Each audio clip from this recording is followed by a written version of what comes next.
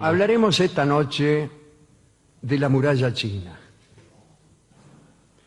Se ha dicho que la muralla china es la edificación más grande del mundo. Puede ser. Y la única construcción humana que puede verse desde la Luna. Puede ser. Se extiende desde el Mar Amarillo hasta el norte de Pekín a lo largo de 2.400 kilómetros. En la actualidad, la mayor parte de la muralla tiene 9 metros de altura y 4 metros y medio de ancho. Dije todo mal. Sí. Tiene 9 metros de altura y 4 metros y medio de ancho. Discúlpeme, en su parte superior. Sí. 4 metros y medio de ancho, Sí. por más larga que sea, desde la Luna no se puede ver. Y 9 metros de alto no es verdaderamente una muralla de altura considerable. O sea, será muy larga, pero no es ni muy alta ni muy ancha. Pero no se puede ver. 4 metros y medio, Pero entonces, ¿qué ve? La Panamericana también la ve desde la Luna. posiblemente, Y claro. sí, la Si Panamericana, se ve- la Ruta 7. Si se ve una pared Sí. de 9 metros de alto que no le agrega nada a la Luna, podría por tener eso. 1.000 metros de alto, y de 4 metros y medio de ancho, no veo por qué no se ve la Avenida San Martín. Claro, tendría que verse. Bien. Muchacho. A ver. Sí.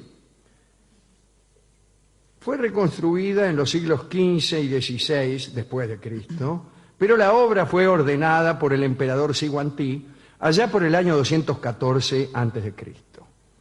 De este hombre ya hemos hablado muchas veces. Es nada menos que el protagonista de aquel ensayo de Borges, La muralla y los libros, ¿no?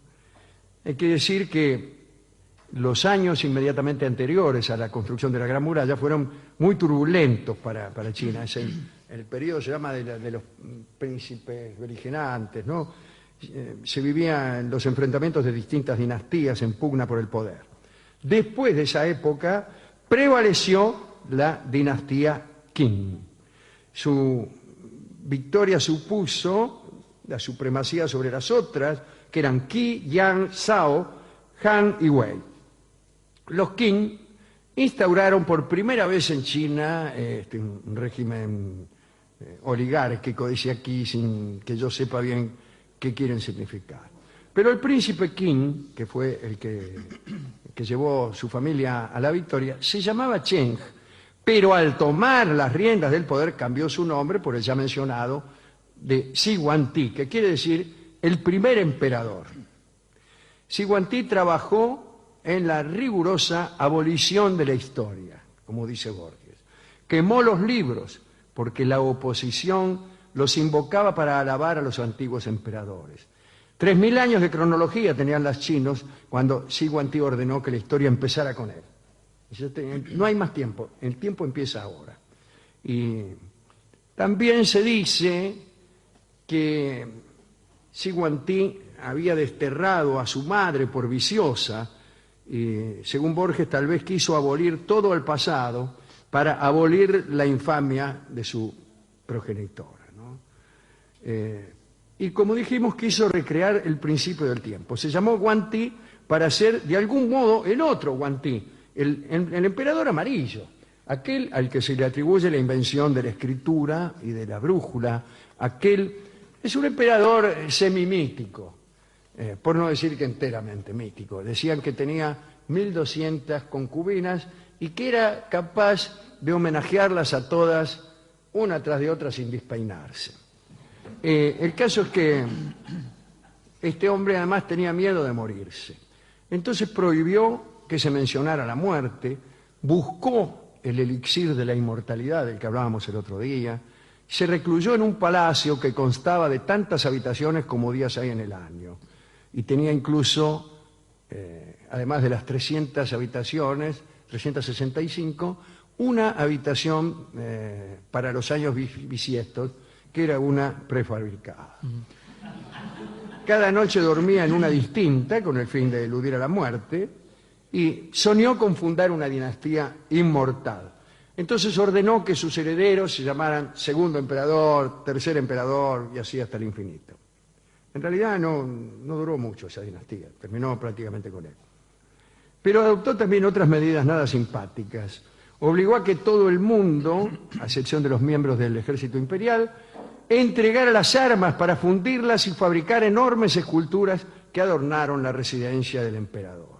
Además, desterró a las familias rivales y ordenó en un solo año el destierro de 120.000 familias. Esta especie de ingeniería de la migración, que después ocurrió muchas veces en China, en la Unión Soviética de Stalin y en muchos otros lugares. En cuanto a la muralla, la mandó construir para protegerse de las tribus nómadas del norte, a los que los chinos llamaban Xiongnu, y cuyos descendientes fueron los temibles hunos, aquellos que invadieron Europa. Otros han dicho que el emperador creía que la muerte no podía entrar en los mundos cerrados. Cuando Zhiguangti consiguió la Gran Muralla, integró en ella algunos trechos ya construidos anteriormente y procuró que la realización se llevara a cabo de manera sistemática. Grandes tramos de muralla cruzaban montañas, desiertos en los que no había nada. Así que antes de comenzar las obras se construyeron caminos, muchísimos caminos. Se abrieron, mandaban obreros a trabajar que no volvían nunca, porque las distancias eran grandes, las levas eran rigurosísimas, y despedirse de un pariente que iba a construir la muralla era despedirse para siempre. Los ladrones interceptaban a veces las provisiones antes de que pudieran llegar a su destino. Había torres de vigilancia a lo largo de la muralla a 2 flechazos de distancia, ¿no? Tenían capacidad cada una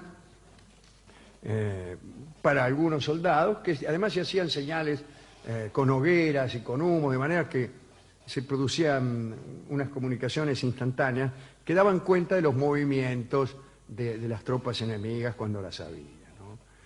Y era tan importante esta construcción que el emperador estuvo dispuesto a exigir toda clase de sacrificios. Las canciones populares dan cuenta de las quejas de los chinos que estaban hartos de tanto esfuerzo.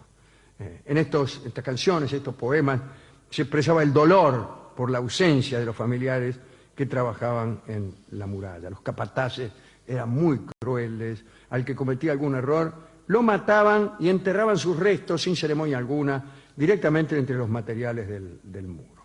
Miles de personas murieron en la construcción de estas murallas. Había leyendas, se contaba que Zhiguangti era brujo y que recorría la China a lomo de un caballo volador y desde allí trazaba los recorridos de la muralla. Bien, algunas características de la muralla en aquellos tiempos. El interior era de tierra, revestido por ambos lados y por arriba de ladrillos enormes, de un color gris azulado. Los enemigos no podían saber qué había en su interior, aunque la muralla se quebraba en algunos lugares y vos podías espiar.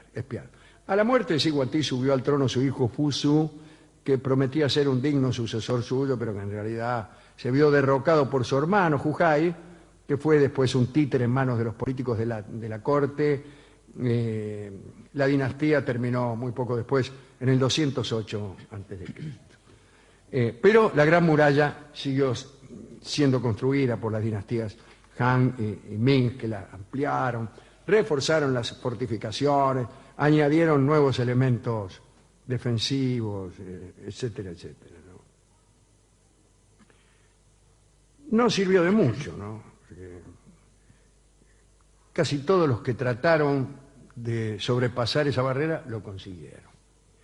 A mí me gustaría decir algo acerca de otro monumento que se descubrió hace poco, en 1974.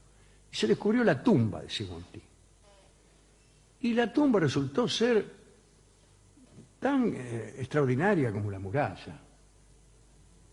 Hay una especie de parque de unas 30 hectáreas y un monumento enorme, altísimo, y que contenía en su interior un ejército de guerreros de terracota, realizados con enorme precisión, unos 7.000 se calcula.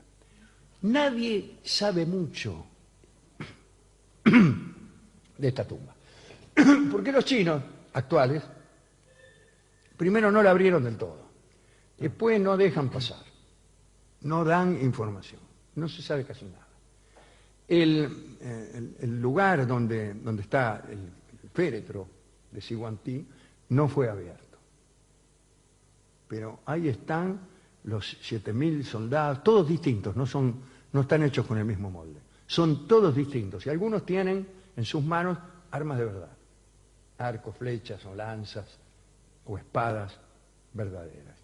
Y eso es una verdadera maravilla que todavía no fue desenterrada del todo, ni explorada del todo, ni abierta a que se curiosee mucho por allí.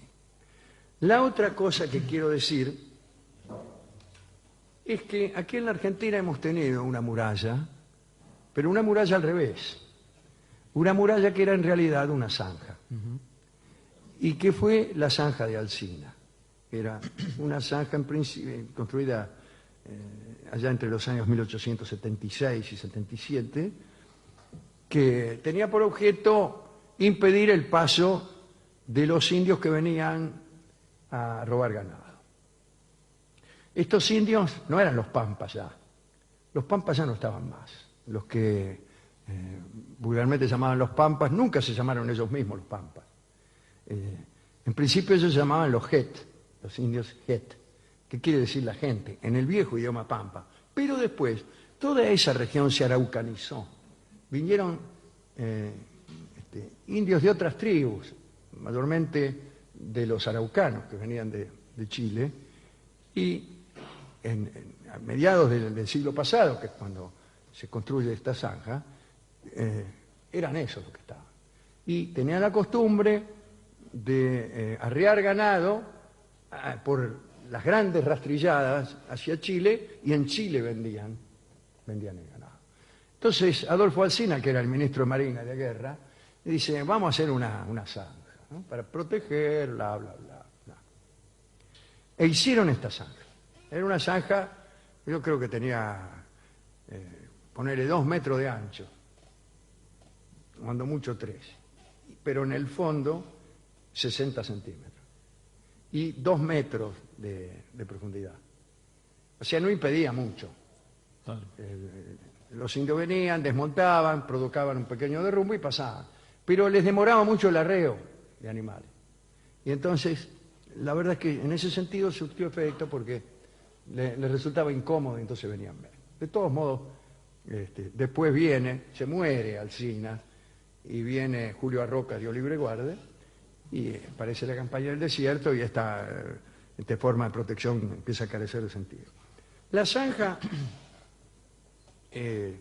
salía de ahí nomás, prácticamente de Bahía Blanca, se planeaba llegar hasta Bahía Blanca, de Bahía Blanca y Taló. Algunos hablan de no sé dónde, en Mendoza, qué sé yo. Pero ¿cuánto se construyó de la zanja? Y no tanto. En realidad, el punto más al sur era un lugar que se llama Nueva Roma, ahí nomás, al norte de Bahía Blanca, y el punto más al norte está un poquito al norte de General Villegas. Y sigue casi la línea de una ruta que es la ruta 33, que viene de norte a sur, que son Villegas, Rivadavia, Trenquelauquen, Guaminí, Puan, así, ¿no? Esa es la ruta 33. Y también hay un ferrocarril Trenquelauquen en Bahía Blanca, que es el ferrocarril Sarmiento. Ahora, casi no hay, no se conserva nada de la zanja. Claro, una zanja de 2 metros, ¿cómo va a ser para durar 150 años? ¿No? Es muy, muy difícil. Algunos lugares, algunos tipos señalan la sombra de la sombra de una grieta, y dice, esta era la zanja de Alsina, pero ya no queda nada.